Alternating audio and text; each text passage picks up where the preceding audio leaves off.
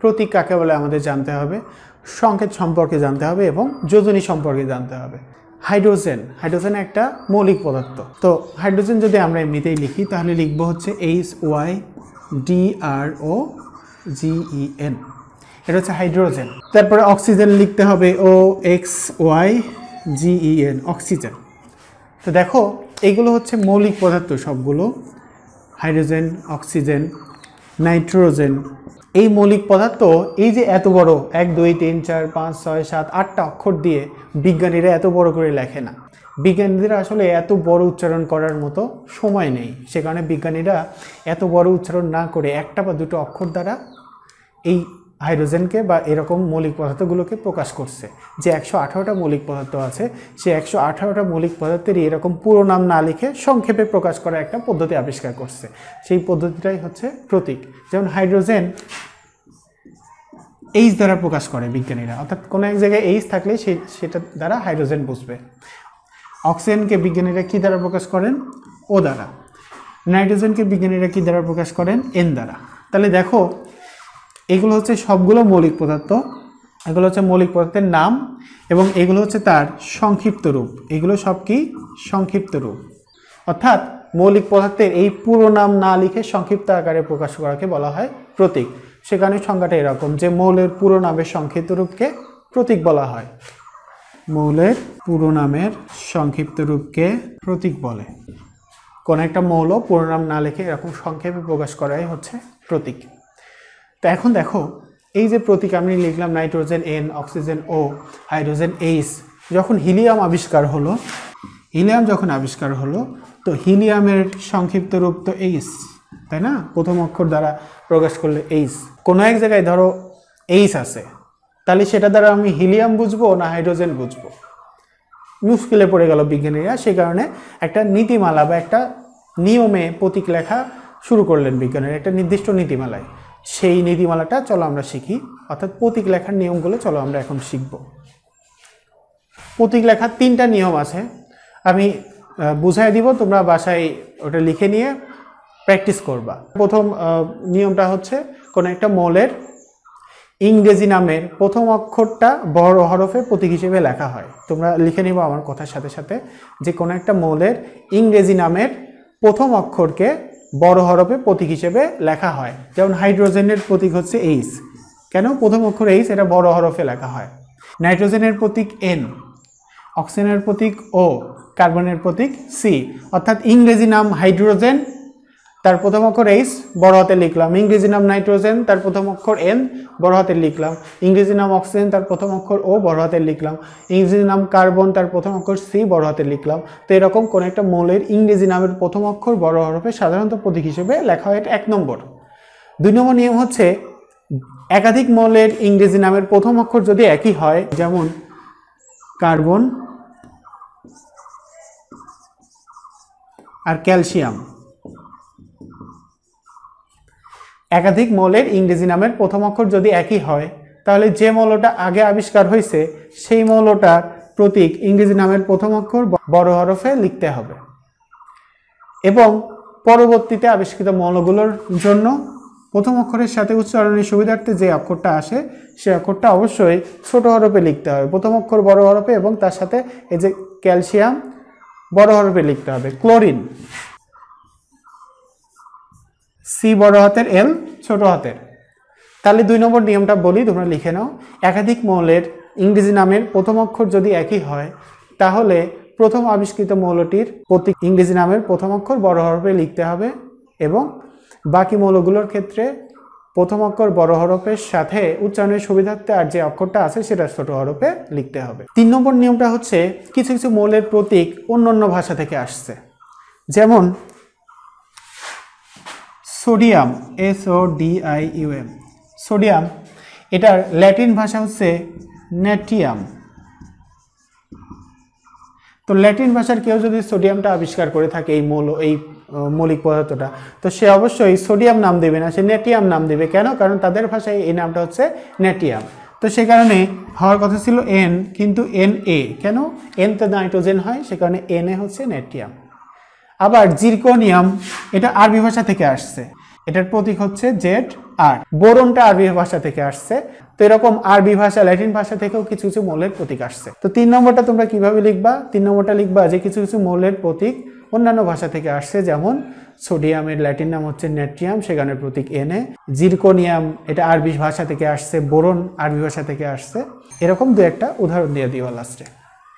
এই হচ্ছে 3টা প্রতীক লেখার নিয়ম। চলো আমরা পরবর্তী টপিকে চলে যাই। এরপরে আমাদের শিখতে হবে সংকেত। সংকেত হচ্ছে অণুর সংক্ষিপ্ত রূপ। মৌলিক বা যৌগিক পদার্থের অণুর সংক্ষিপ্ত রূপকে সংকেত বলা হয়। কোন একটা অণু পুরো নাম না লিখে সংক্ষেপে প্রকাশ করাটাই হচ্ছে সংকেত। যেমন কার্বন ডাই অক্সাইড, এটা হচ্ছে কার্বন ডাই অক্সাইড। আমি এই পুরো নাম না লিখে, এটা হচ্ছে কার্বন ডাই অক্সাইডের একটা অণু, পুরো নাম না লিখে আমি লিখবো সি তে কার্বন, ডাই মানে 2, অক্সাইড মানে অক্সিজেন, দুটো অক্সিজেন আছে। অক্সিজেন পরে বসলে অক্সাইড হয়, হাইড্রোজেন পরে বসলে হাইড্রাইড হয়, নাইট্রোজেন পরে বসলে নাইট্রাইট হয়।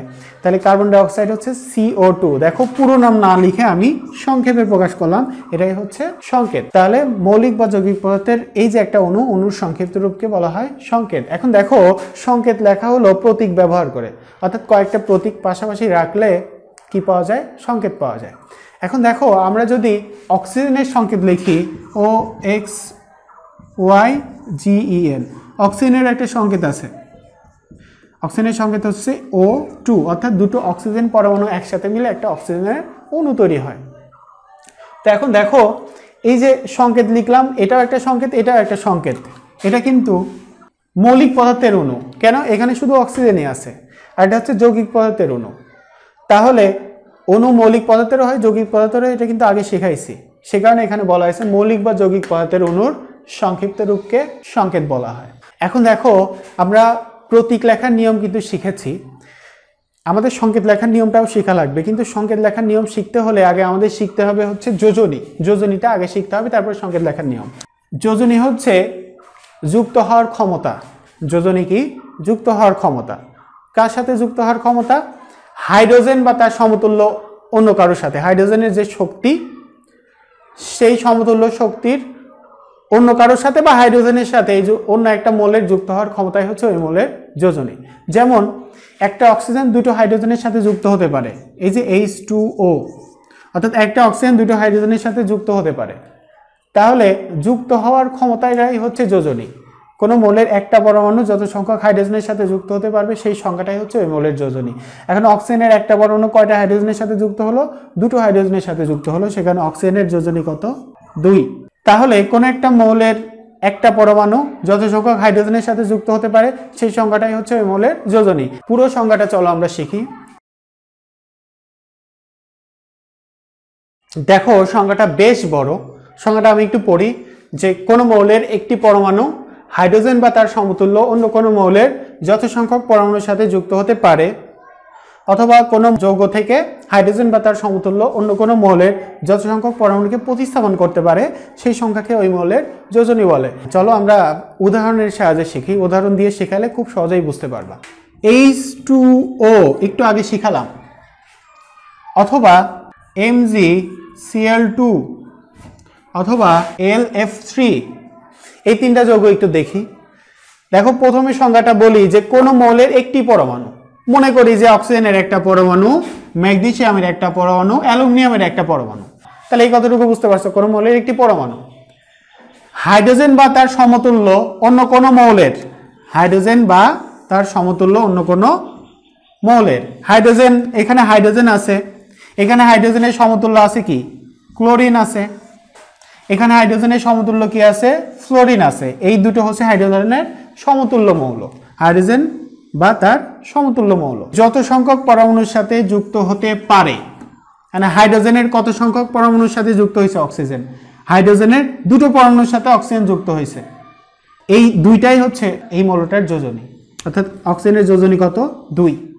কোনো মৌলের একটা পরমাণু হাইড্রোজেন বা তার সমতুল্য অন্য কোনো মৌলের যত সংখ্যক পরমাণুর সাথে যুক্ত হতে পারে। এই যে হাইড্রোজেন বা তার সমতুল্য অন্য কোনো মৌল, এখানে হাইড্রোজেনের সমতুল্য ক্লোরিন, ক্লোরিনের কয়টার সাথে ম্যাগনেসিয়াম যুক্ত হয়েছে? দুটো ক্লোরিনের সাথে ম্যাগনেসিয়াম যুক্ত হয়েছে, সেখানে ম্যাগনেসিয়ামের যোজনী কত? 2। হাইড্রোজেনের সমতুল্য একটা মৌল হচ্ছে ফ্লোরিন, ফ্লোরিনের কত সংখ্যক সাথে যুক্ত হয়েছে? অ্যালুমিনিয়াম 3টা, সেখানে অ্যালুমিনিয়ামের যোজনী কত? 3। এরপরে 2 নম্বর অংশটা বোঝানোর জন্য একটা বিক্রিয়া দেখায়। এই বিক্রিয়ায় দেখো এটা একটা প্রতিস্থাপন বিক্রিয়া, জিঙ্ক সালফিউরিক অ্যাসিড থেকে হাইড্রোজেনকে সরাই দিয়েছে, প্রতিস্থাপন করছে। তো পরের অংশটা বোঝার জন্য এই বিক্রিয়াটা লাগবে। অথবা কোন যৌগ থেকে, দেখো এটা একটা যৌগ, এই যৌগ থেকে হাইড্রোজেন বা তার সমতুল্য অন্য কোনো মৌলের যত সংখ্যক পরমাণুকে সরাই দিতে পারবে। এই যৌগ থেকে কয়টা হাইড্রোজেনকে সরাই দিয়েছে? জিঙ্ক দুটো হাইড্রোজেনকে সরাই দিয়েছে, দুইটা। এই দুইটাই হচ্ছে জিঙ্কের যোজনী। তাহলে জিঙ্কের যোজনী কত? 2। তাহলে কোন মৌলের একটা পরমাণু যত সংখ্যক হাইড্রোজেনের সাথে যুক্ত হতে পারবে সেটাও যোজনী, অথবা কোন একটা যৌগ থেকে যত সংখ্যক হাইড্রোজেনকে সরাই দিতে পারবে সেই সংখ্যাটাও হচ্ছে ওই মৌলের যোজনী। এরপরে চলো আমরা পরবর্তী টপিকে চলে যাই। পরবর্তী টপিকটা হচ্ছে সংকেত লেখার নিয়ম। সংকেত লেখার প্রথম নিয়ম হচ্ছে আসলে যোজনী ব্যবহার করে সংকেত লিখতে হয়।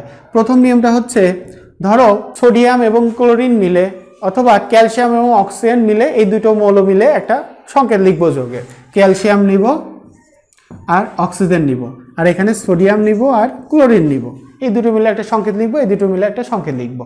তো এর যোজনী কত? সোডিয়ামের যোজনী 1, ক্লোরিনের যোজনীও কত? 1। ক্যালসিয়ামের যোজনী 2, অক্সিজেনের যোজনীও কি? 2।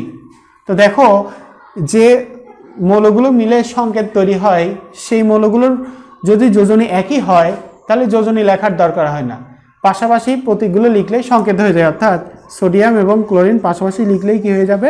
সংকেত হয়ে যাবে। এখানে ক্যালসিয়াম এবং অক্সিজেন পাশাপাশি লিখলেই সংকেত হয়ে যাবে। তাহলে প্রথম নিয়মটা কি?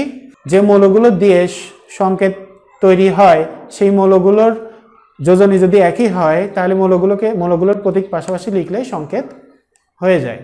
2 নম্বর নিয়ম হচ্ছে, আমি কার্বন আর অক্সিজেন মিলে একটা সংকেত তৈরি করব, কার্বন আর অক্সিজেন।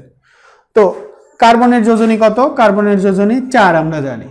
আর অক্সিজেনের যোজনী কত? অক্সিজেনের যোজনী 2। তাহলে দেখো এই দুটো সংখ্যা কাটাকাটি করা যাচ্ছে, 4 আর 2 কাটাকাটি করা যাচ্ছে। কাটাকাটি করে কত হয়? এটা 2 হয়, এটা কত হয়? 1 হয়। তো আমি CO পাশাপাশি লিখব, এই যে কার্বনের 2 সেটা অক্সিজেনের কাছে দেব, অক্সিজেনের 1 সেটা কার্বনের কাছে দিব। তাহলে 2 নম্বর নিয়মটা এরকম, যে প্রতীকগুলো দিয়ে সংকেত তৈরি করব সেই প্রতীকগুলোর যোজনী যদি কোনো সংখ্যার গুণিতক হয় তাহলে সেই সংখ্যা দিয়ে ভাগ করে বিনিময় করে লিখতে হয়, অর্থাৎ এরটা ওর কাছে, ওরটা এর কাছে। নিচে 1 তো লেখা লাগে না, এটা হয় CO2। এরপরে দেখো 3 নম্বর নিয়মটা হচ্ছে, যদি এই দুটো নিয়ম না খাটে, অর্থাৎ যদি যোজনী একই না হয় অথবা এরকম কোন সংখ্যার গুণিতক না হয় তাহলে কি করতে হয়?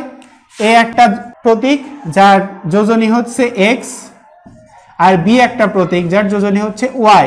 নিয়ম হচ্ছে যে a b পাশাপাশি লিখবো হচ্ছে ay b x, এরকম করে লিখতে হয়।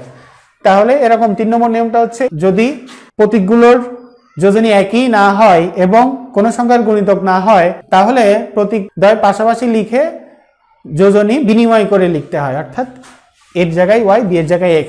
যেমন আমি অ্যালুমিনিয়াম আর অক্সিজেন মিলে একটা সংকেত তৈরি করব। অ্যালুমিনিয়ামের যোজনী 3 আর অক্সিজেনের যোজনী 2।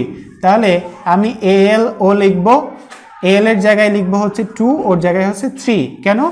এরটা ওর কাছে, ওরটা ওর কাছে, এটা অ্যালুমিনিয়াম অক্সাইড। এই 3টা হচ্ছে সংকেত লেখার নিয়ম। তো সংকেত লেখার নিয়মগুলো তোমরা মুখস্থ করবে, এটাও কিন্তু প্রশ্নে আসতে পারে।